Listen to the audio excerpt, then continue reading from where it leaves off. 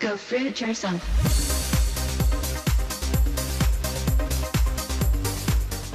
Minamata disease is a neurological condition. Mercury poisons the central nervous system, damages the sense of balance and motor skills, which leads to increasingly intense body convulsions and ultimately death. Hey Fruitbuds, it's Freelee and here. Welcome to another episode. So today is Motivational Mondays. I'm here to help motivate you for the week. And today's topic is an important one. It's about fish and seafood. We've been told forever that fish is really good for you. It's a health food. But is it really? That's what I'm going to talk about today. And I have a big history of fish. I come from a small fishing community and we basically had fish every night. And I'm going to tell you a secret, I hated it. As my mum and my family knows, I hated it. Okay, I used to come to the kitchen table, to the dining room table with my pockets filled full of tissues. So every time that my dad and my mum would look down to have a bite of their fish, I would be regurgitating it into the tissues and putting it into my pockets. And then after dinner, I would flush it down the toilet. So you can see, from an early age, I hated fish. But that did change as I got older, and I'll talk about that soon. So is it really a health food? No, it's not. Let's get into why it is not a health food. Check this out. We know that seafood contains amounts of mercury, but just how much is there, really? A new device can actually test a piece of fish in less than a minute for pennies a serving. There is too much mercury in a third of the fish tested by one chemical engineer. We've tested probably 75,000 fish since 2004. We've certainly found more mercury in fish than we thought would be there. Mal Wittenberg with Safe Harbor Seafood Certification invented this mercury detection machine, which challenges the safety standards set by the FDA. The federal government allows seafood to contain 1 part per million of mercury. That's twice the levels allowed in Canada and Europe. Japan's is even lower. Safe Harbor also sets the limits much lower by taking the industry average for each species of fish, and if the mercury concentration in a sample goes over, it fails. We put Bay Area sushi to the test, taking samples from grocery stores and boutique markets to restaurant chains and high-end sushi houses. Technician Bob Bragg drills out a piece the size of a grain of rice and measures for mercury concentration. First, from Safeway's Deli, sushi made with yellowfin or ahi tuna. And the mercury concentration is 0.953. The standard for ahi is 0.4 parts per million, so it's twice the limit set by Safe Harbor. Would you eat it? No. In this batch of 26 sushi samples, salmon from Bristol Farms, a boutique market in downtown San Francisco, and hamachi, or yellowtail, from Japantown's Nijiya Market, both failed the Safe Harbor test. Yellowtail from Benihana chain restaurant and more pricey sushi bar Ozumo both hit above the 0.4 parts per million limit set by Safe Harbor and failed. That highlights the variability of mercury in seafood. You just don't know unless you test it. You can't look at it, you can't predict it. Currently, the FDA conducts blanket tests on random batches of fish, with the costly results arriving in a week, well after the fish is sold. Okay, so it's obvious, folks, that the government is not looking after us, so we have to look after ourselves. The level of mercury in those fish was ridiculous. Okay, I used to be a huge sushi buff. I was at sushi bar 5-6 times a week, honing into the sashimi. So that explains some of the symptoms that I was having at the time. Seriously, like my mercury levels would have been huge. And what happens is methyl mercury, it comes from our environment, it goes into the ocean. From big industries like the pharmaceutical industry, meat and dairy industry, all those nasty chemicals come into the air, go into the ocean, they come through the waterways into our big beautiful ocean and they poison it. And then you know what? They concentrate in the fat of these fish. 9 million times of what's in the water, it concentrates into the fish, and then we eat it, and then we expect to be healthy. So up next is some serious methyl mercury poisoning. Check it out. In 1954, the Sanitation Office of Minamata City began receiving reports of an unknown epilepsy-like affliction, which has since become known as Minamata disease. Since the cause of the disease had not been identified, patients were isolated to prevent spread of the disease. In 1957, the Minamata Disease Research Group of Kumamoto University announced that Minamata disease is a toxic disorder of the central nervous system caused by certain organic mercury compounds transmitted through the intake of seafood. They isolated organic mercury as the sole cause.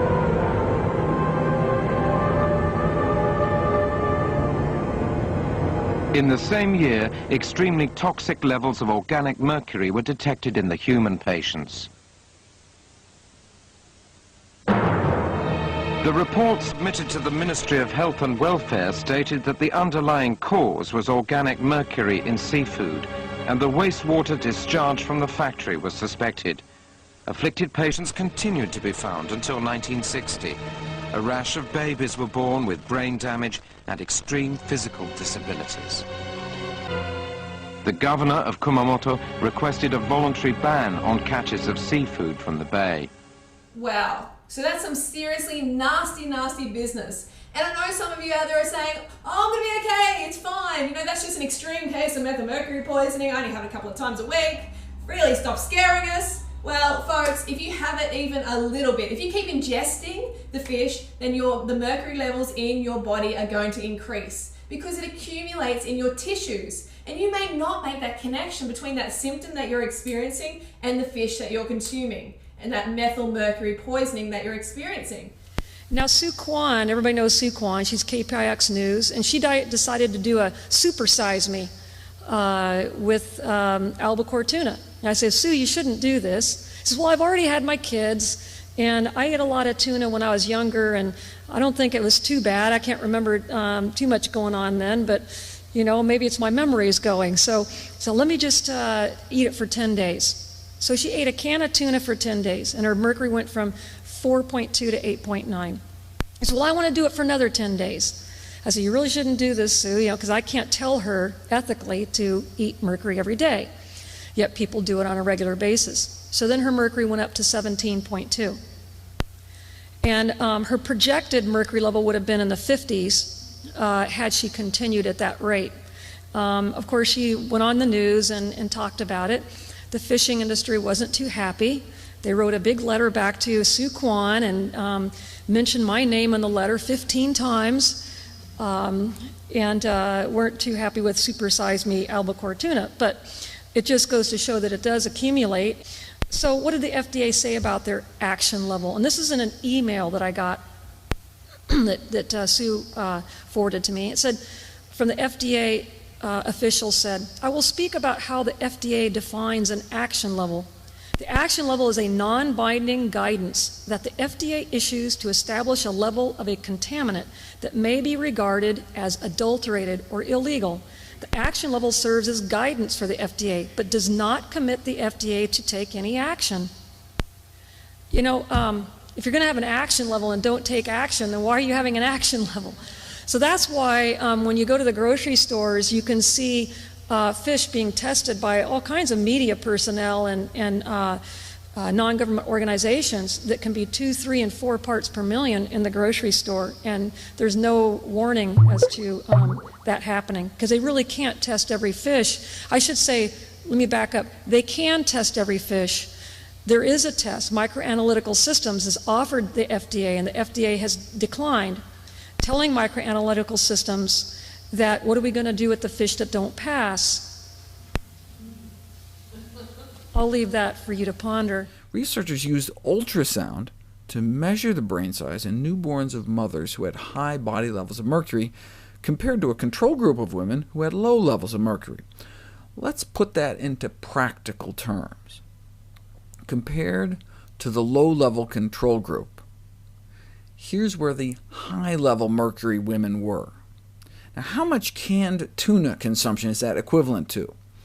Here's what your body mercury burden is if you eat 1 serving of canned tuna a day, about half a can. Here's what 2 cans a week will do to you, and this is just 1 can a week. So the bodies of the women suffering high mercury contamination in the ultrasound brain study were considered heavily contaminated, but even just a little canned tuna once in a while could bump your levels even higher. So the high really wasn't that high, but still, what did they find? They demonstrated that newborns born to mothers with higher mercury hair levels had cerebellums up to 14% shorter than those born to mothers with lower mercury hair levels. They conclude that prenatal exposure to what may be considered really low levels of methylmercury does indeed influence fetal brain development, as detected by decreased size of a newborn's brain. So I know some of you are saying, oh, but fish oil's okay. I love my fish oil, I have it every morning.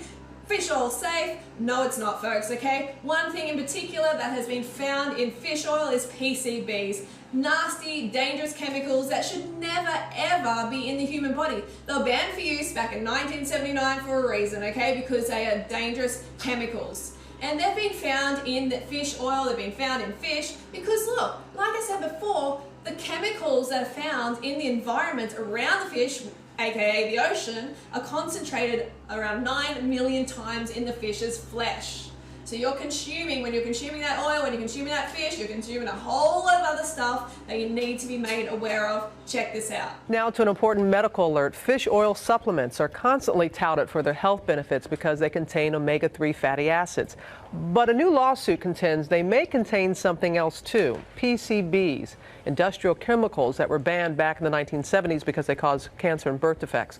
Beneath the surface of waterways like the Chesapeake Bay, small filter fish ingest polychlorinated biphenyl compounds, or PCBs, that were deposited there decades ago by electrical plants and other polluters. When environmental activists tested 10 different fish oil supplements, they say every one contained PCBs. According to California law, people should not be exposed to more than 90 nanograms of this carcinogen a day.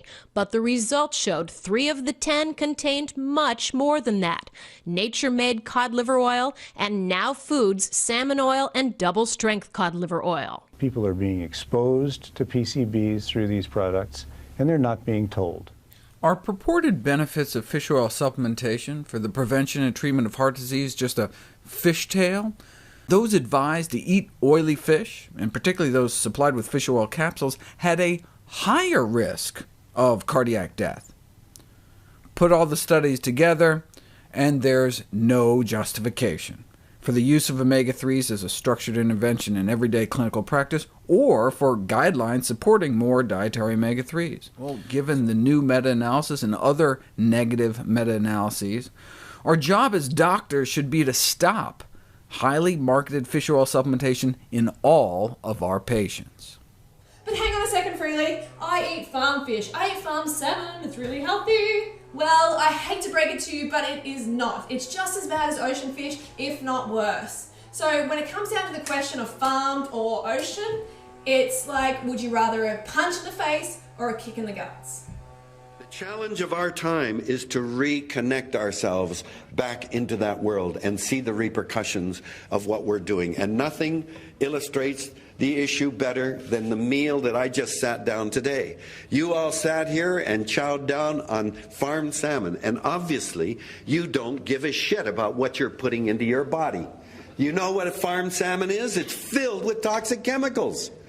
You know, where does the food that you feed your salmon? I know Tasmanian salmon. Those are not Tasmanian salmon. Those are Atlantic salmon that are brought and raised in cages in Tasmania.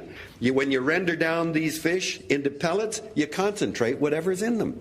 Then you feed the pellets to the salmon, and you concentrate what's in the pellets.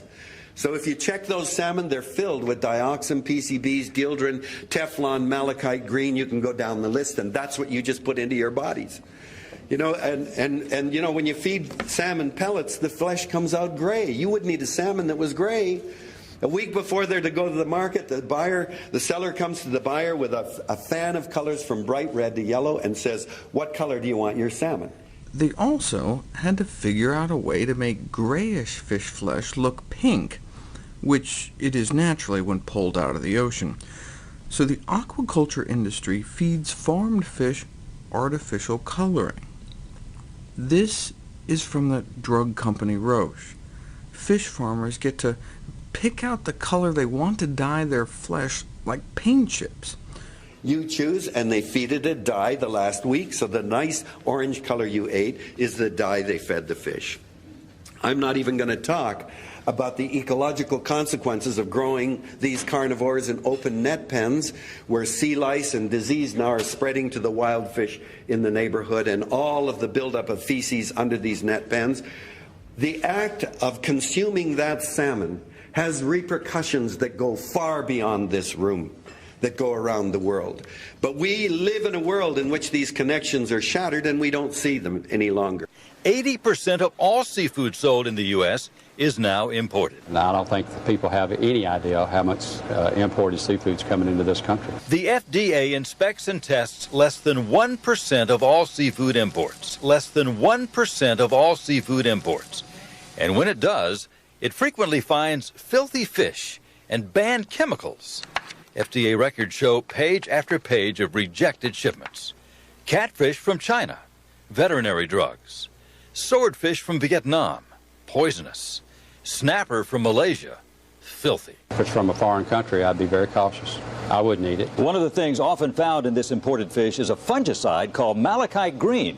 It's illegal to use in food because it causes cancer and birth defects. Lab tests routinely detect antibiotics banned for use in food in the United States. Antibiotics are used to treat fish raised in crowded conditions that can breed bacteria, viruses, and parasites. Food safety advocates say the FDA is not doing enough to protect consumers. Consumers may be getting a dose of antibiotics with their seafood dinner, and that's something that the government should stop. Lab testers say fish farmers in nations like China play a cat-and-mouse game with them. When the lab rejects shipments for an illegal chemical, foreign fish farmers simply switch to another harmful chemical. They know it's illegal, they know it hurts people, but they do it anyway. Researchers say the chemicals and antibiotics found may not make you sick immediately, but eaten over a long period of time, they pose a significant health risk. When you go out to a seafood restaurant, what type of seafood do you order? I don't. Why take the chance? So we've got methyl mercury poisoning, we've got PCBs, we've got artificial colours, we've got antibiotics, a whole lot of other chemicals, nasty chemicals that you are concentrating in your body. You're eating the flesh of the fish and then you're taking it in, putting yourself at risk of serious disease. Is it really worth it? Is it worth it to keep consuming this flesh of the fish? No, it's not. And oh, I forgot to mention parasitic worms. There's a parasitic worm in fish called Anisakis. This year we learned that about 2/3 of retail fish samples came up positive for them. This is what they look like. They're really quite small, actually. You can see two here kind of peeking out of some sushi.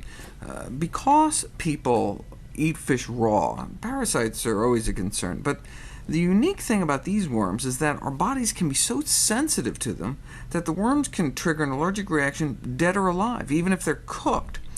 So we're finding some people that are allergic to fish really aren't. They're allergic to the dead worms in the fish. In fact, because we feed so much fish meal to chickens, you can have an allergic reaction to a parasitic fish worm and not even eat fish at all. With prevailing westerly winds over Japan, nuclear fallout from the Fukushima nuclear power plant tragedy was detected throughout North America at levels comparable to those seen 25 years earlier from Chernobyl, the only other Category 7 nuclear event in history. Of all the radiation released, only a tiny fraction of the fallout reached U.S. shores. Most was absorbed by the Pacific Ocean. What does that mean for seafood safety? Researchers report unequivocal evidence that Pacific bluefin tuna have transported Fukushima-derived radioactive fallout across the entire North Pacific Ocean. Tuna actually migrate from Japan to California and appear to have taken some radioactivity with them. So what then happens if you eat seafood?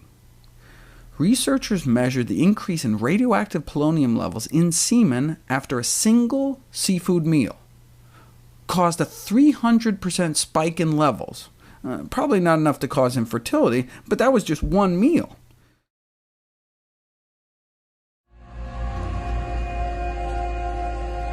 Fish and other sea animals are sensitive, intelligent creatures who have a demonstrated capacity to suffer pain. Massive trawling nets indiscriminately drag hundreds of tons of fish and other animals along the ocean floor. As they are dragged up from the ocean depths, the fish undergo excruciatingly painful decompression. The extreme changes in pressure can rupture their swim bladders and pop out their eyes. They are then tossed on board where the surviving fish either suffocate or are crushed to death. Others are still alive when they are hacked apart on these floating slaughterhouses. Untold millions of dolphins, turtles, and other non-target aquatic animals are also killed by ocean trawler nets each year. Today, approximately 1 in 5 fish consumed worldwide is raised in captivity.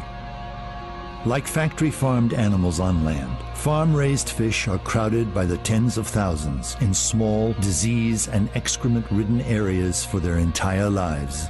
When fish reach market weight, they are loaded onto tanker trucks and shipped to slaughter, where common killing methods include slow suffocation.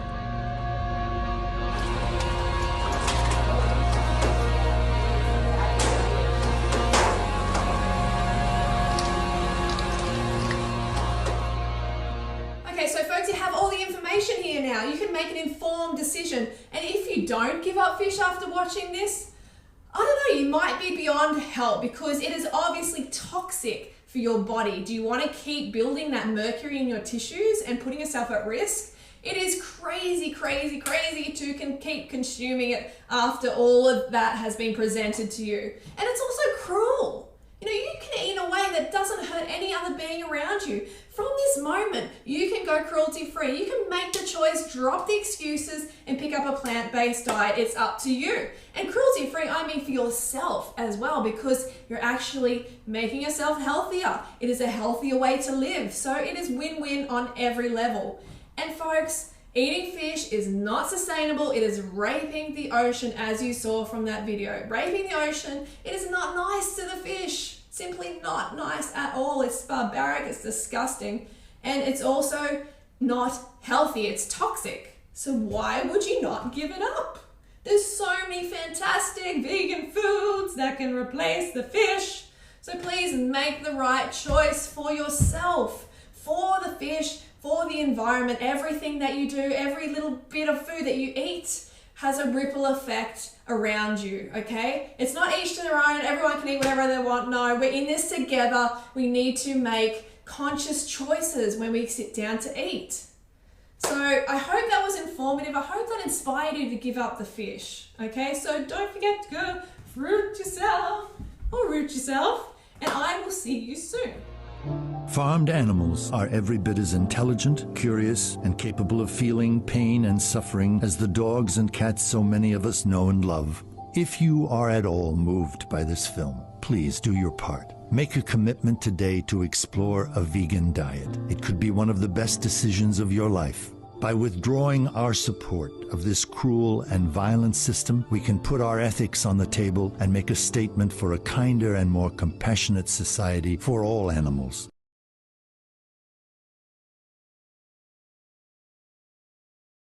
Banana Girl.